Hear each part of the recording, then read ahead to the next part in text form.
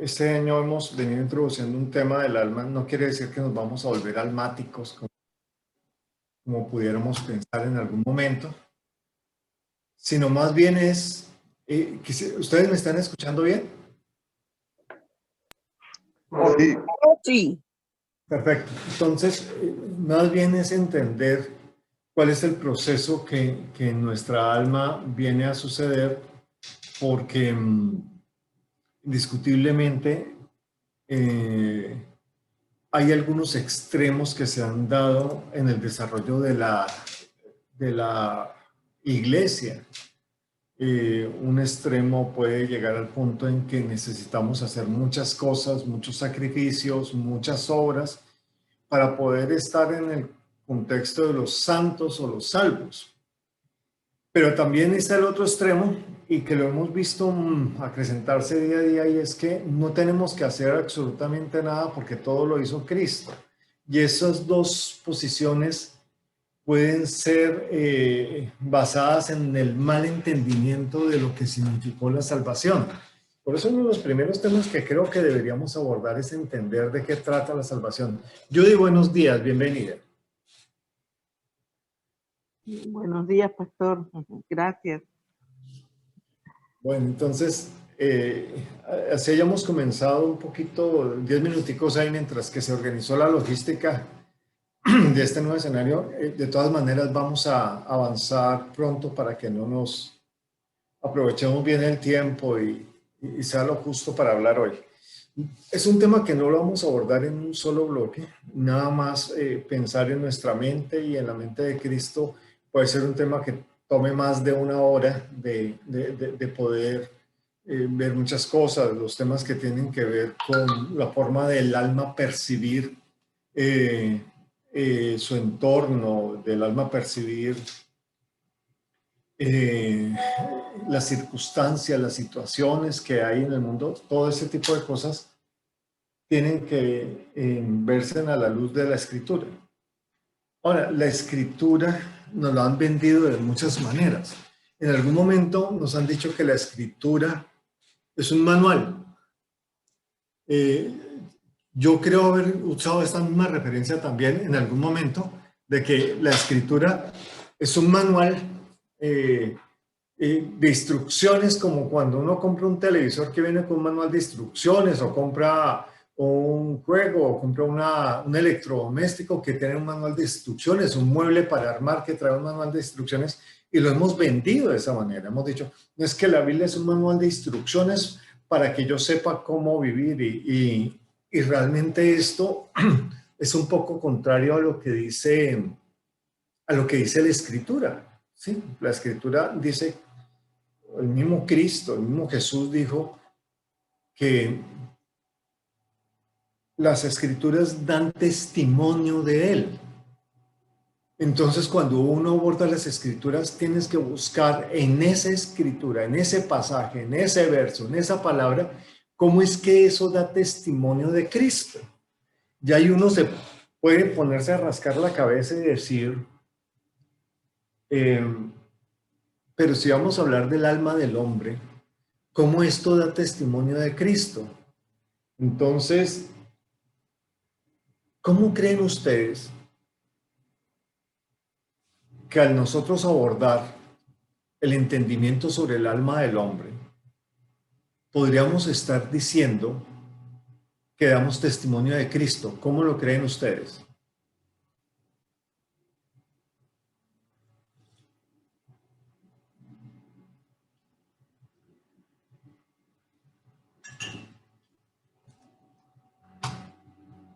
¿Alguien que levante la mano? ¿Alguien que diga yo? ¿Cómo así que comprender o entender mi alma desde el punto de vista escritural? ¿Cómo busco yo allí a Cristo? Explíquenme ustedes eso.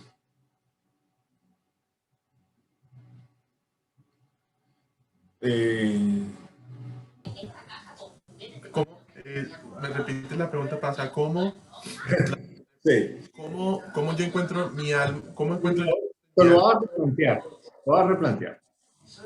Estamos diciendo que las escrituras dan testimonio de Cristo, pero hemos decidido estudiar sobre el alma en las Escrituras. ¿Eso qué tiene que ver con Cristo? Si es el alma del hombre. Porque Cristo está siendo formado en nuestra alma. Pues el carácter de Cristo, o sea, cuando nosotros recibimos a Cristo, recibimos como un impacto, pues como recibimos su espíritu, pero nuestro carácter va creciendo y el carácter crece en el alma, no en el espíritu, sino en el alma. Ok. Sí, vas atinando puntos muy específicos, muy importantes. Muy bien, hijo. Has encadenado dos aspectos interesantes. Entonces uno tiene que ponerse a decir, bueno, ¿cómo es que llegamos a hablar del alma? Pues llegamos a hablar del alma porque definitivamente Cristo está obrando en nuestra alma. Y de alguna manera nuestra alma es la que coloca la personalidad de Efraín, la personalidad de Lorena, la personalidad de Daniela, la personalidad de Viviana, bienvenida también, la personalidad de Viviana. O sea, en el alma es que está todo eso. Y el hecho de que Cristo vive en nosotros, lo hemos dicho muchas veces, es para manifestar a Cristo que nos habita. Entonces, la forma de manifestarlo es a través de los elementos de nuestro cuerpo, porque pues nuestra alma no se ve, pero en mis gestos, en mi actitud, en mi forma, en mi relacionamiento, se refleja mi alma. Y mi alma debe reflejar a Cristo. Entonces uno dice, ah, ok. Entonces, lo que está haciendo el escritor es asegurar que nosotros también seamos un testimonio de Cristo. Y por eso es que es tan interesante hablar de esto. La vez pasada hablábamos de preparar un delicioso plato de comida y todos los ingredientes que llevaba y todo esto. Ya hace poco estaba escuchando un hombre que se llama Tommy Moya. Es uno de los maestros por excelencia que me gustan mucho. Y él usó un ejemplo parecido y me encantó y lo voy a llevar un poco más adelante. Hay veces que tú, me pasó una vez en una cena navideña que estuvimos en algún lugar medio elegante por alguna circunstancia, ya ni la recuerdo, pero no acostumbro a esto. Nos sentamos a la mesa y pedimos algunas cosas y yo cogí, pues me pasaron y habían mariscos y yo cogí una langosta. Oye, yo me comí todo, adivinen que no me comí.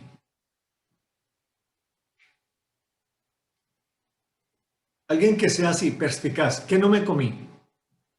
La langosta. ¿Y por qué no me la comí?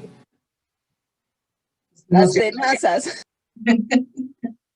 No se comió el caparazón. Porque no tenía ni idea cómo se come ese bicho. No encontré por dónde meterle la muela. Y como a mí no me gusta complicarme y poco me gusta usar las manos para comer, yo soy de los que como hamburguesa con cuchillo y tenedor. Entonces, no me comí la langosta. Pero es curioso eso, ¿no? Es curioso como la falta de conocimiento nos impide hacer cosas. Pero pensemos un poco más allá, pensemos en que cuando hablamos de cocina, tú puedes tener varias facetas. Una, conocer la receta. Ese es un buen principio, conocer la receta. Dos, haber preparado la receta. ¿Cierto? Y eso ya te lleva a otro nivel de conocimiento. Entonces ya... Pero hay un tercer nivel que es mayor y es el que se ha comido el plato que se prepara con la receta. ¿Cuál de los tres tiene más conocimiento?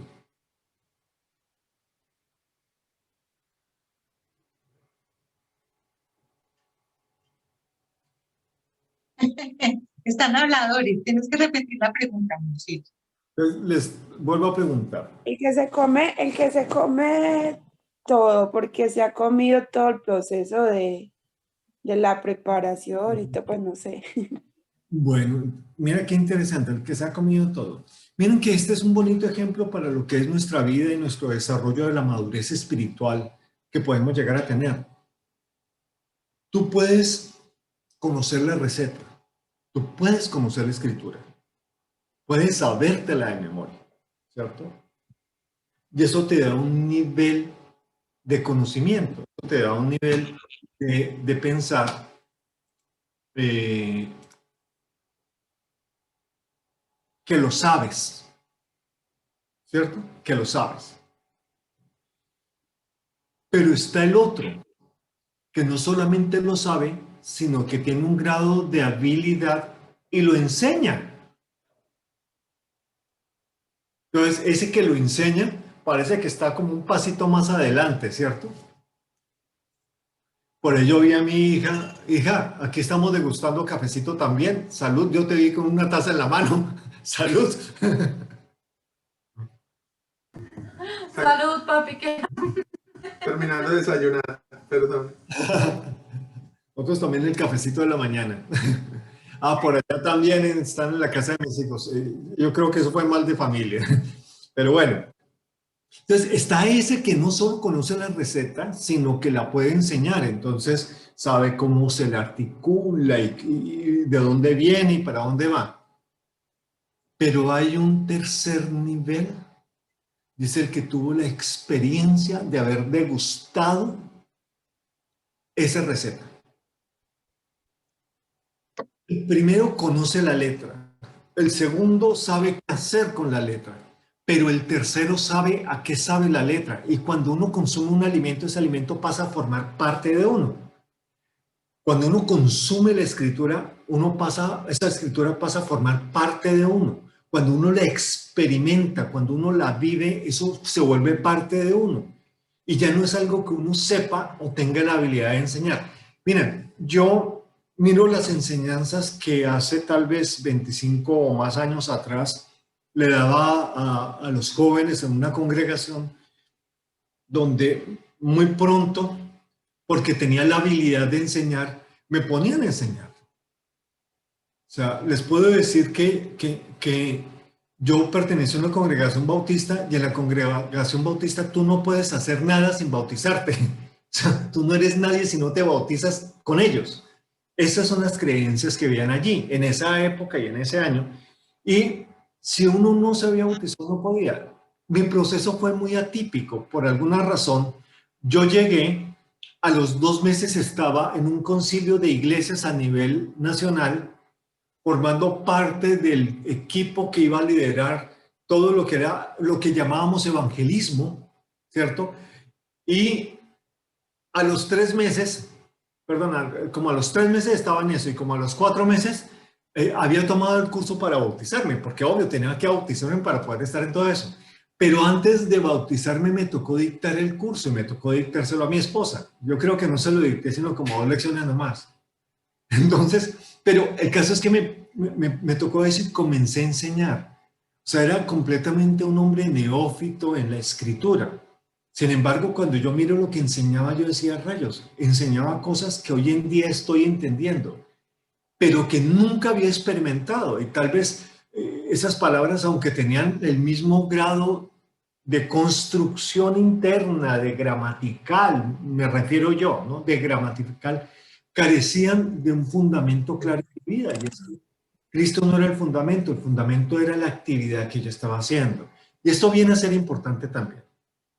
Porque cuando tú tienes la experiencia, tú puedes saber cómo se usan, qué cubiertos pedir para comer la langosta, cómo sacarle provecho y chupar hasta el último pedacito de la langosta, ¿cierto? Como lo hacen los expertos, que ya saben cómo se come.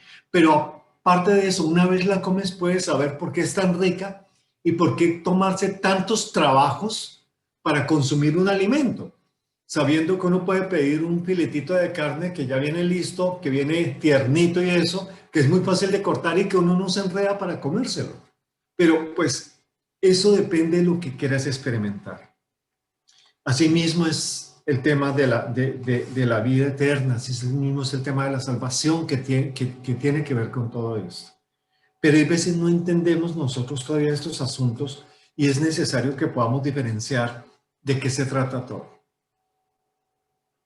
Uno de los grandes elementos, y por colocar un ejemplo, y permítame hoy colocarles varias bases sobre la mesa. Lo que estoy diciendo con esto es, no es solamente haber escuchado la escritura y saber qué dice, No es solamente haberme preparado para enseñar la escritura, sino tener la experiencia de vida de la escritura, para que lo que era testimonio en un comienzo siga siendo testimonio dentro de mí. Date cuenta que esa palabra era testimonio en la boca de alguien que le estaba enseñando, testimonio en la tinta del libro que yo estaba leyendo, o testimonio en la vida de la persona que yo estaba observando. Y creo que ese último escenario es el escenario que se está buscando con un alma transformada, que nuestro testimonio de Cristo sea tan visible y evidente, que no dé lugar a confusiones, donde yo trate de expresar otras cosas, intereses personales, querer yo figurar bien y verme bien. Entonces ahí está el pastor William, que entonces ahora se dejó la chivera porque es que así se ve más apostólico. No, me gusta. Me va a gustar hasta que mi esposa me diga, "Ah, no quiero más la chivera", pero que me le diga completamente convencida del punto de que me convenza todavía. Pero hay muchas cosas que podemos hacer por ganar a otros. Quiero llevarles la última perla bíblica, quiero llevarles la última revelación. Oye, no existe eso, eso es mentira. La última revelación se dio en la eternidad y está siendo manifiesta. No hay nada nuevo bajo el sol. Ya todo fue hecho en Cristo. Lo único es que estamos tan ignorantes del asunto que necesitamos entenderlo. Y esa excusa no es suficiente para que yo pretenda brillar más que Cristo. Y ahí es donde nosotros queremos traer. Entonces, elementos simples. Por ejemplo, haz que yo recibí la vida eterna y hemos pensado que la vida eterna es algo que nos es otorgado. Pero cuando yo digo vida eterna estoy hablando de una persona. ¿Por qué? Porque decimos que Dios es la vida. Entonces, cuando recibo la vida, recibo una persona. Cuando hablo de salvación, también recibo una persona que viene a formar parte de mi vida. El tema es, y lo hemos dicho y me voy a atrever a decirlos de esta forma. ¿Cuándo fuimos salvos? Eso lo hemos dicho varias veces aquí. ¿Cuándo fuimos salvos? Hora del examen.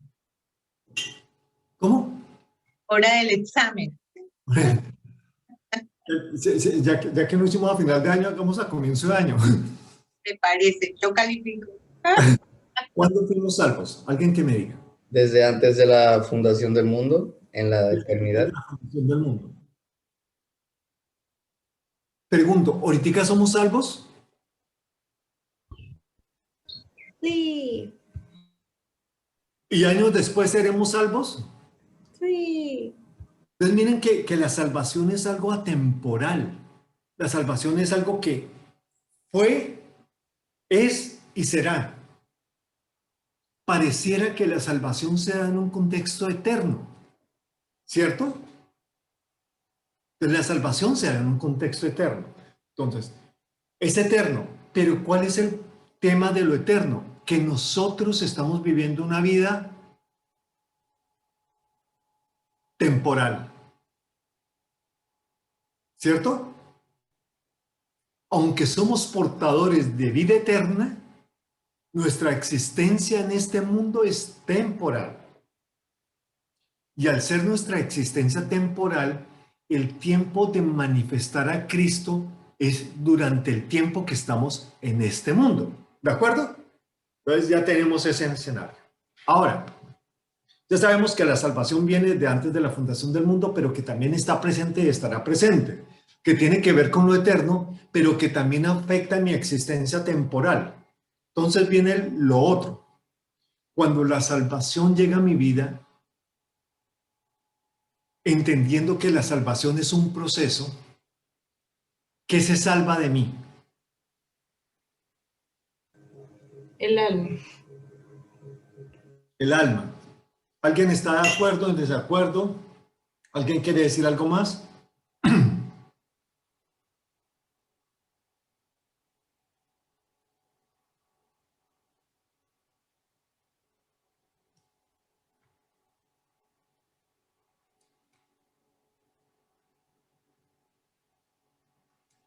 Se quedaron muy callados. De acuerdo, estamos de acuerdo. ¿Están de acuerdo? Bueno.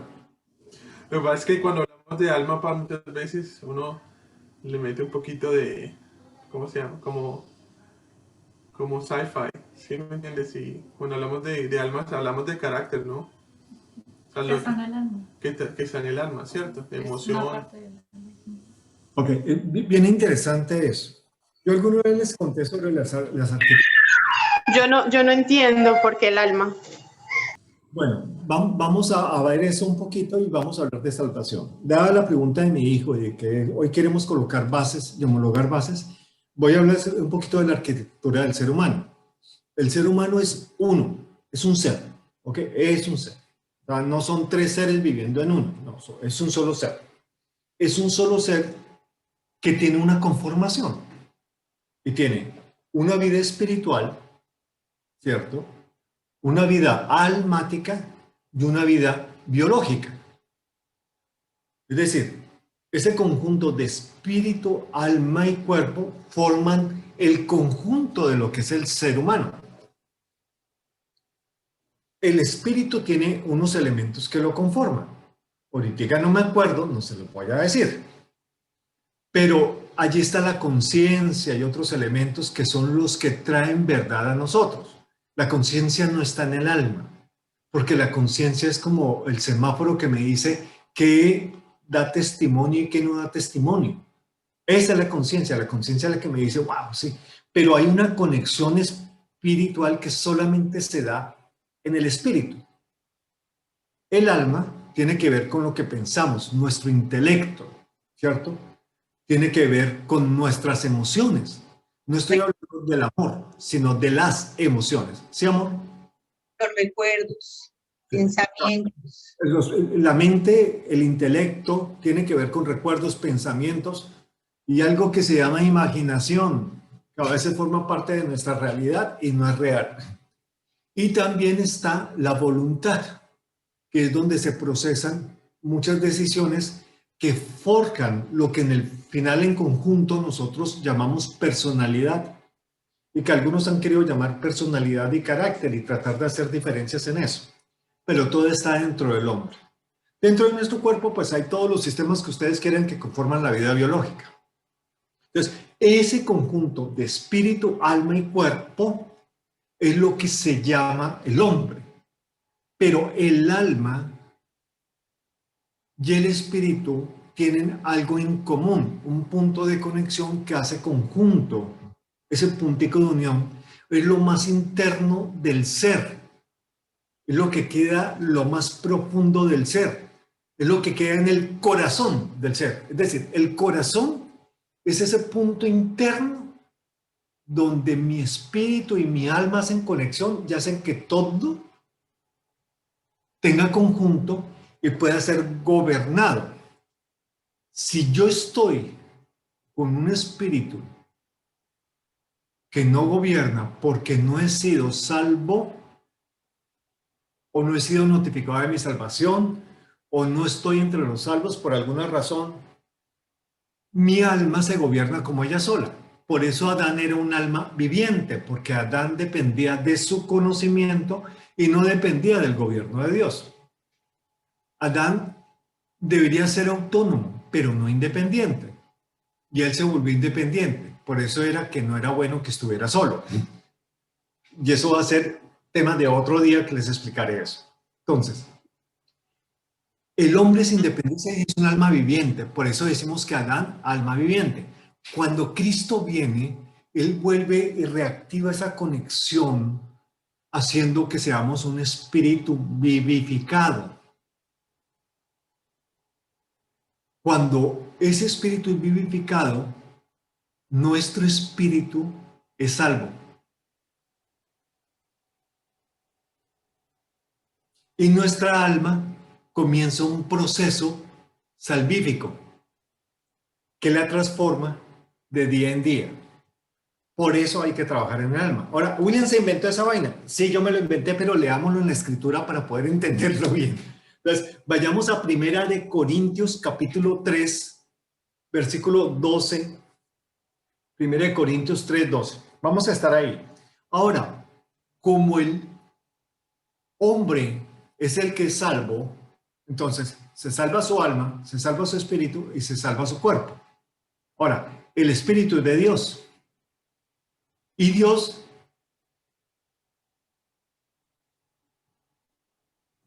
es el Dios de los espíritus. O sea, el Padre espiritual es Dios. Para de contar. Él es el Padre de los espíritus. Eso dice la Escritura. Nuestra alma tiene un proceso que tiene que darse en tanto que mi vida biológica está funcionando. Si mi vida biológica se acaba, caput. Entonces, yo vivo la vida eterna aquí en esta tierra mientras que estoy en este cuerpo y es el único periodo para manifestar a Cristo. La eternidad no es algo que yo voy a tener en un tiempo cuando pasen hechos apocalípticos. No, eso no dice la Escritura. La eternidad es algo que yo tengo ahora cuando soy consciente de que Cristo me habita. Si Cristo me habita, tengo la vida. Si tengo la vida de Cristo, tengo la vida eterna. O sea que tengo la vida eterna ahora y con esa vida eterna tengo que empezar a manifestar al Cristo a través de mi vida humana. Porque lo espiritual no es visible en esta tierra. Por eso dice, ¿cómo poder? Si no ves a Dios, ¿cómo podés tú? Es un asunto de fe, ¿cierto? El Dios invisible se hizo visible a través de Jesucristo. Nada más. Allí se hizo visible y se manifiesta a través de lo que forma parte de ese Cristo resucitado que es su iglesia. Para de contar, la única forma de hacer manifiesto a Cristo es a través de la iglesia. Y la iglesia está compuesta por los santos, pero los santos tienen que crecer en la manifestación de Cristo. Entonces vamos a ver un par de pasajes hoy y yo voy a ir muy lentamente con esto. ¿Por qué? Porque parece que abarcáramos cosas, pero quiero que estas cosas formen la plataforma para saber que todos tenemos la misma base edificada sobre el fundamento que es Cristo, para ir entendiendo y comprendiendo esto de la salvación del alma. Dice esto, si alguien edifica sobre este fundamento, ¿cuál fundamento? Cristo. Oro, plata, piedras preciosas, madera, heno, hojarasca, la obra de cada uno será manifestada. El día la revelará mediante el fuego. El fuego probará la obra de cada uno. Si permanece la obra del que edificó, recibirá recompensa. Si la obra de alguno se quema, él sufrirá la pérdida, aunque él mismo será salvo, como quien escapa del fuego. Leí la versión Reina Valera 1990. Si alguien tiene otra versión, por favor, léala. Yo tengo aquí la Nueva Traducción Viviente. Dale. Dice, el que edifique sobre este fundamento podrá usar una variedad de materiales, oro, plata, joyas, madera, heno o paja, pero el día del juicio el fuego revelará la clase de obra que cada constructor ha hecho. El fuego mostrará si la obra de alguien tiene algún valor. Si la obra permanece, ese constructor recibirá una recompensa. Pero si la obra se consume, el constructor sufrirá una gran pérdida. El constructor se salvará, pero como quien apenas escapa atravesando un muro de llamas. Ok. Ese es un poco más poético. ¿Alguien tiene otra versión que quiera compartir? Sí, papi, acá hay otra. Bueno, dale. Dice, a partir de esa base podemos seguir construyendo con oro, plata, piedras preciosas, madera, paja o caña. Pero cuando llegue el fin del mundo, Dios pondrá a prueba lo que cada uno enseñó. Será como probar con fuego los materiales que usamos para la construcción. Si lo que uno enseñó pasa la prueba del fuego, recibirá un premio. En cambio, si no pasa esa prueba, lo perderá todo, aunque él se salvará como si se escapara del fuego. Okay. Es bien interesante como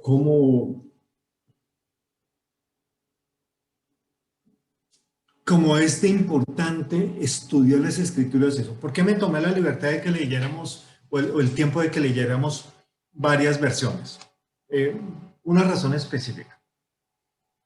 Con esto no quiero sembrar duda, solamente el interés del estudio de la escritura.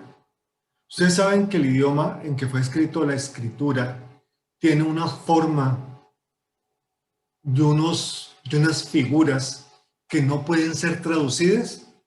¿Ustedes sabían eso? Pues, los escritos originales no pueden ser traducidos. Entonces fueron interpretados. Por ejemplo, esa alusión al fin del mundo es una alusión de una interpretación. Lo que dice es que, pasado el periodo, cuando llegue el día, la obra será aprobada, ¿cierto? Eso es lo que dice generalmente. Entonces es como un periodo de tiempo donde será aprobado. Ese periodo de tiempo lo tenía claro el apóstol que escribió este tipo de cosas, cuando él dijo, ya Dios me enteró de que mi vida va a ser cortada, ¿cierto? Cuando él habla y hace esa carta famosa a su discípulo, y le dice, mi vida va a ser cortada, eso yo ya lo sé, pero yo he concluido la obra. Este era el apóstol que decía, no que ya lo haya alcanzado, sino que prosigo. Ahora él ya sabía que había concluido su obra y él empieza a decir, procura aprobarte como obrero aprobado delante del Señor. ¿Cuándo? Pues cuando se lleguen nuestros días. ¿Cuándo se llegan nuestros días? Bueno, ojalá tuviéramos esa relación con el Señor como la que tuvo Pablo, para que el Señor nos diga, oye, William, te queda un par de años, organiza las cosas. No pierdas tiempo. Yo no haría las cosas chévere. O sea, yo creo que yo lo haría así, no sé. No sé, enfrentado a la situación, si me meta en un rincón y me cubra con una cobija, porque me voy a morir. Pero creo que por mi carácter y la experiencia de vida que he tenido ante situaciones difíciles, de pánico, de peligro, estaría muy pausado y pues me dedicaría a eso, a decir, rayos, me quedan unos días, hagamos una clasecita de 3 horas hoy para poder contarles más las cosas. Y no diría, como dije hace un rato, vamos a tomarnos el tiempo para explicarles poco a poco y que todos tengamos la misma base. Entonces, está el apóstol aquí y ese mismo apóstol le está diciendo es eso. Entonces, ¿qué es lo importante aquí? ¿De qué trata ese pasaje? ¿Quién me dice de qué trata ese pasaje?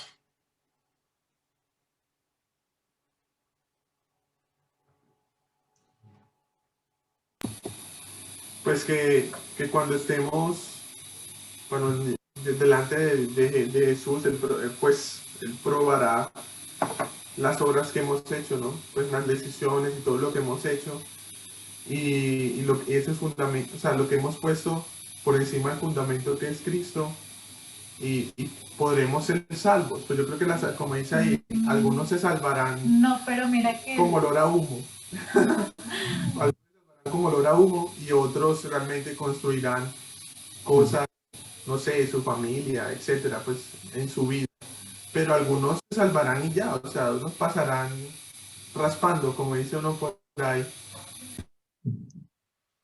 aunque yo pienso Sí, sí. que de pronto habla más sobre las horas, porque dice que aunque las obras se consuman, o sea, que las obras no valieron nada, aunque las pierde igual se va a salvar. Entonces creo que está hablando más de otra cosa que de la salvación. Entonces, No sé. miremos aquí lo interesante que ha planteado Angélica y Efraín. Evidentemente hay dos. A ver, amor. Anita iba a hablar. ¿Quién iba? Ana. Ah, por favor, por favor. Hola, ¿me escuchan? Hola. Sí, qué pena. Sino que es que yo estaba leyendo los versículos antes de ese. Sí. Y pues me gusta mucho porque dice, Dios en su bondad me permitió actuar como si fuera el arquitecto de ese edificio. Y yo, como buen arquitecto, puse una base firme. Les di la buena noticia de Jesucristo. Luego, otros construyeron sobre esa base y les enseñaron a seguir confiando en Él. Pero cada uno debe tener cuidado de manera que en que construye. Nadie puede poner una base distinta a la que ya está puesta, y esa base es Jesucristo. A partir de esa base, podemos seguir construyendo con oro, plata, piedras preciosas, bueno, y ya lo otro que está, ¿cierto? lo que se leyó ahorita, pero me parece muy interesante porque está clarificando que nuestra base ahí es Jesucristo. y que tenemos que estar firmes a eso, no dejarnos como desviar. Entonces es como que estén, ojo, estén atentos, estén ahí alerta, no se dejen tampoco consumir. Pues no sé, me gustó mucho lo que leí anteriormente, que creo que hace como un buen énfasis a lo que se leyó. Anita, muchas gracias. Mira, ahí ya hay dos aspectos bien interesantes que tal vez resumen lo que he querido poner en parte de la introducción que Anita recogió estos pasajes. Un aspecto bien importante es que Cristo es el fundamento y la obra que el apóstol hizo fue las buenas nuevas de Jesucristo. Esas son las obras, las buenas nuevas de Jesucristo. Eso fue lo que le edificó. Ahora, Angélica y Efraín colocaron otros dos elementos, perdón, Angélica y Efraín colocaron otros dos elementos, obra y salvación.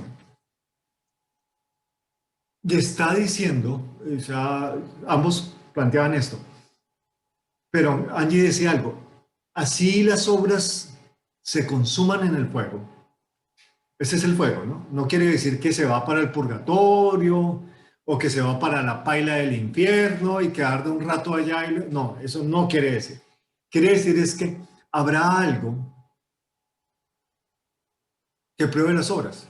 ¿Quién es el fuego consumidor? El Señor. Entonces, todo es comparado con Cristo porque Él es la medida, Él es el referente, Él es el modelo. No hay otro, no hay otro. Él es el único referente. Todos se comparan con Cristo. Por eso el libro de la vida, que es Cristo, comparará los libros que somos nosotros con Él. Y en la medida que nosotros estemos, esa es la medida. Esa es la prueba de la obra. O sea, dime cómo creciste, qué tan igual eres al modelo que te di, ¿cierto? Y eso es el significado del Antiguo Testamento. Moisés subió y cuando vio el modelo, él hizo el tabernáculo. De acuerdo al modelo. Cuando estamos hablando más atrás de Jacob, que él les colocaba las varitas con un modelo, las varitas pintadas, las varitas de rayas, y las ovejitas nacían así, había un modelo y se reflejaba en lo que se hacía. Eso da testimonio de Cristo. Entonces, eso recoge lo que Anita decía. Toda la escritura da testimonio de Cristo. Todo lo que nosotros edifiquemos tiene que ser edificar a Cristo. No se trata de eso. Entonces, cuando vayamos a hablar del alma, tenemos que entender en qué contexto es que nosotros estamos hablando del alma. Para que no nos vayamos por allá a sentires y de pronto la escuela de sanidad de los sentimientos y que los recuerdos y la sanidad de los recuerdos. No, no, no. Aquí estamos hablando de gente nacida de nuevo, con la habilidad de tener la mente de Cristo y con la capacidad de manifestar la vida eterna que ese Cristo les da y que para asegurarla habita en cada uno. A esos santos es a los que los apóstoles hablaban. Ellos no le hablaban a la gente inconversa. Ellos edificaban a los santos para que los santos hicieran la obra. Pero la obra de todos era la misma, edificar a Cristo. Fundamento Cristo y la edificación, las buenas nuevas de Cristo. Pero para hacer eso, esos santos eran salvos. Y lo que el apóstol decía, la salvación es un asunto eterno. Fuimos escogidos antes de la fundación del mundo. No hay forma de que alguien que ha sido salvo pierda su salvación. Porque el que lo escoge es Dios. Y Dios es infalible. No como la infalibilidad que le otorgaron al Papa y a algunos santos, no. Dios lo que dice se cumple. Dios lo que dice se haga. Pero se salva el espíritu. Pero como el hombre es uno solo, es salvo. Pero su alma no crece.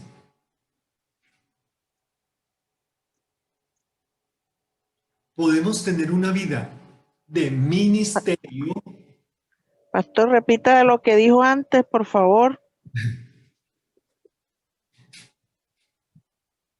Cuando hablamos del hombre, hablamos que es una unidad, por eso les dije, el hombre es una unidad. O sea, el hombre no existe en el cuerpo sin el alma y sin el espíritu, o no existe en el cuerpo con el espíritu sin el alma. Quítale un pedazo y deja de ser el modelo creado por Dios.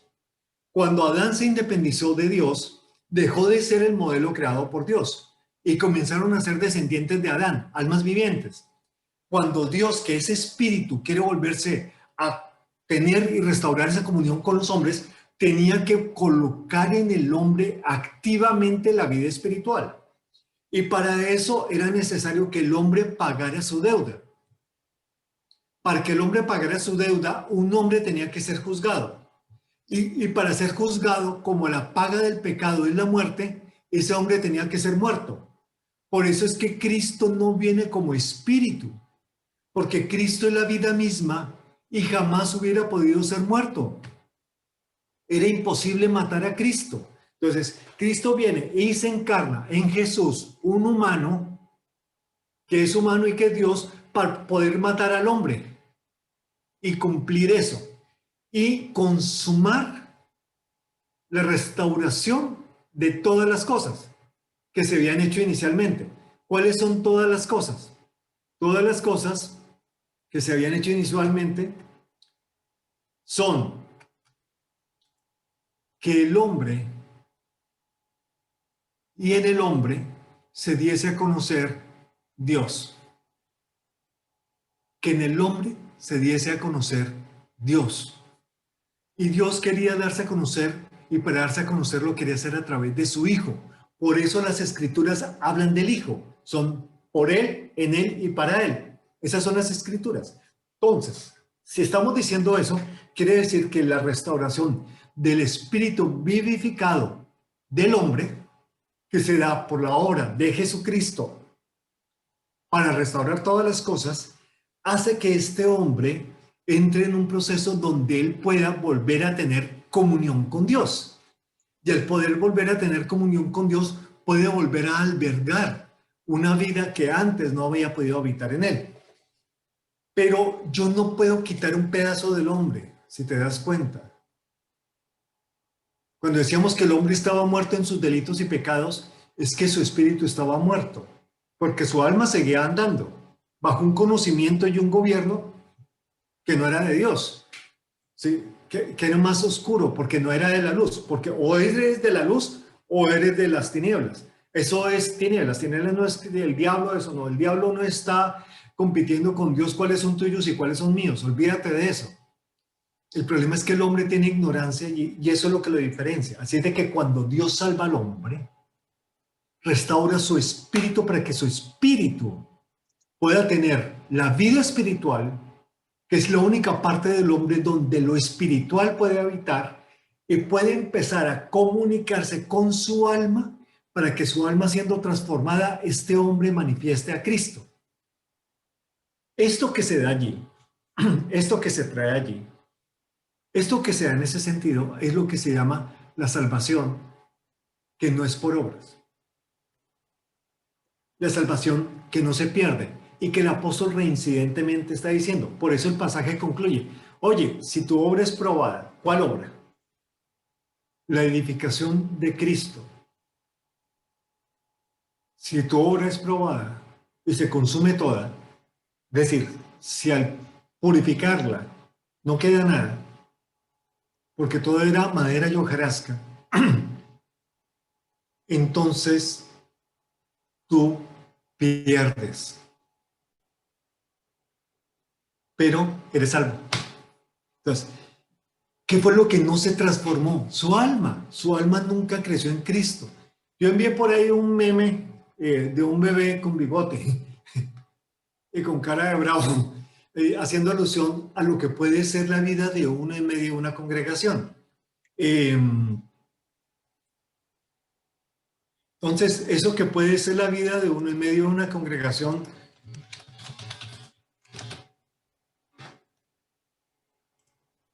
es lo que nosotros tenemos que evitar, es por lo que nosotros proseguimos al blanco, es en lo que nosotros somos vivificados, edificados y construidos y conformados.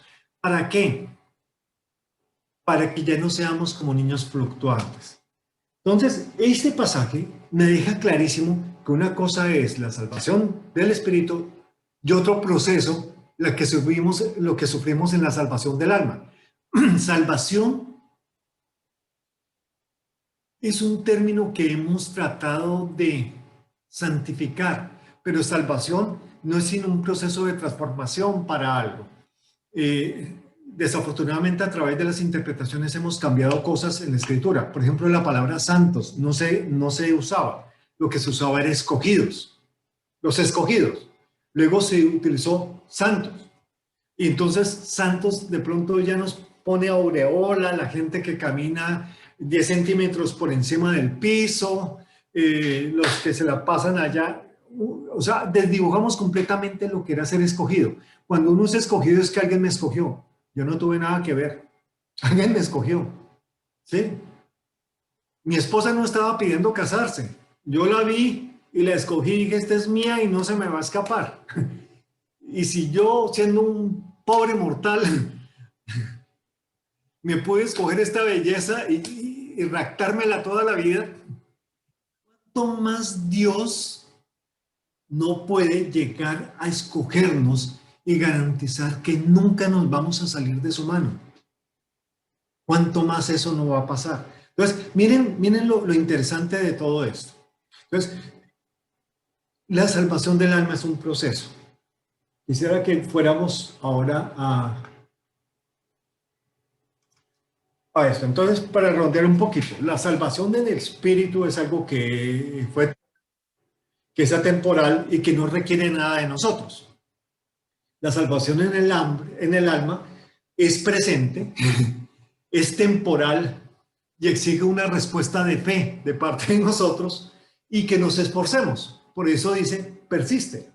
¿Ok? Aquí dice, a ver si yo logro, primero capítulo 2, versículo 1. Y con esto vamos a dejar cerrado, vamos a orar. De pronto vamos a retomar la canción que estábamos haciendo al comienzo y con eso nos vamos a despedir para que ustedes puedan coger este pasaje y explorar un poquito más lo que hemos dicho hoy. ¿Por qué? Porque yo sé que lo que hemos dicho hoy no es rápido, no es denso, por eso les vamos a caer más profundo. Entonces, Primera de Pedro, capítulo 2, versículo 1. Vamos a leer hasta el 3.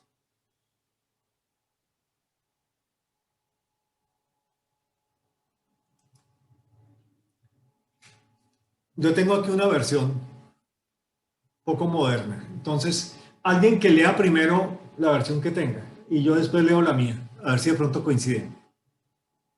Primera de Pedro, capítulo 2, del 1 al 3.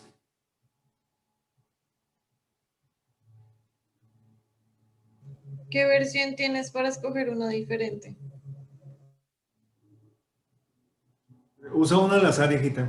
Es que se me olvidó apuntar la versión, pero creo que es Nueva Traducción Viviente. O TLA, creo que es la que yo copié aquí. Están mis notas, estoy viendo mis notas.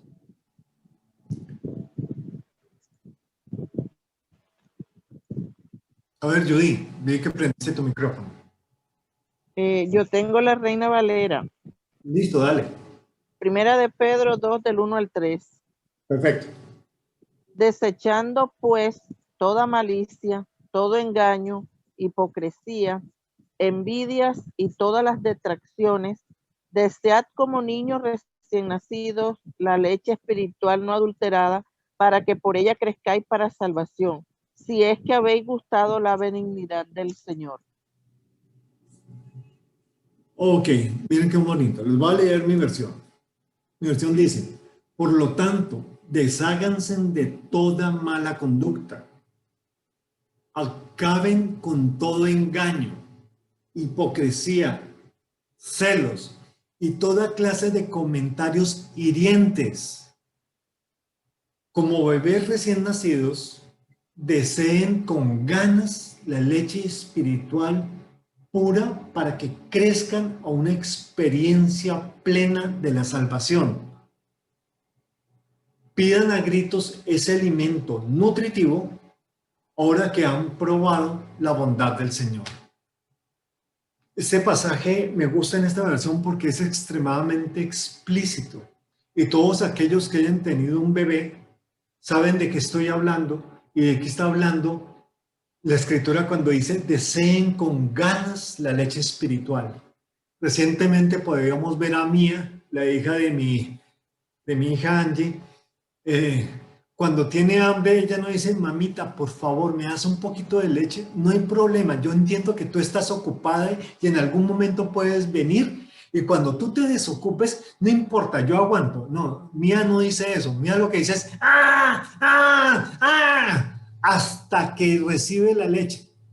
O sea, ella quiere su leche espiritual, la quiere ya. Y a medida que ella la consume, se va alimentando su cuerpo, se van desarrollando sus células. Cosa curiosa, algunas células mueren y otras son reemplazadas. Nosotros estamos en continuo morir y nacer, morir y nacer, biológicamente hablando. Pero como esta leche espiritual viene a través de nuestro espíritu para alimentar también nuestra alma, porque se procesa en el corazón donde todo es interpretado entre el espíritu y el alma, nuestra alma puede alimentarse. Y adivinen qué, un alma alimentada con el espíritu de Dios crece de la manera de Dios. Por ahora no digo más.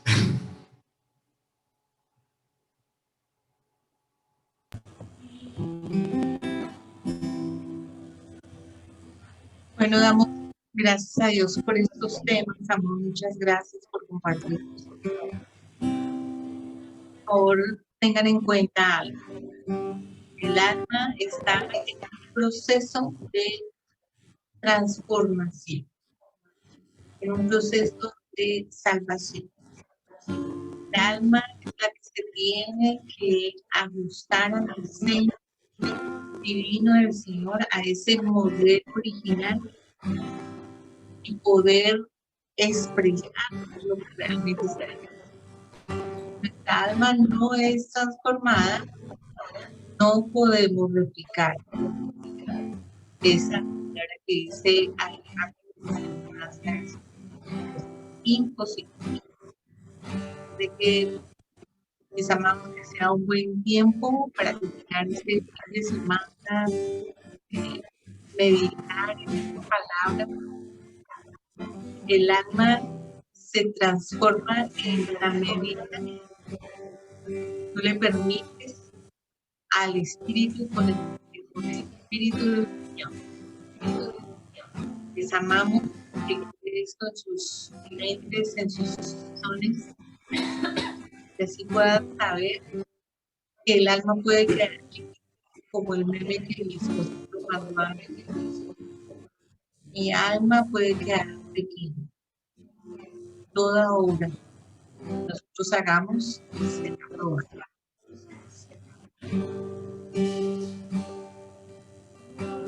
Sí, puedo ver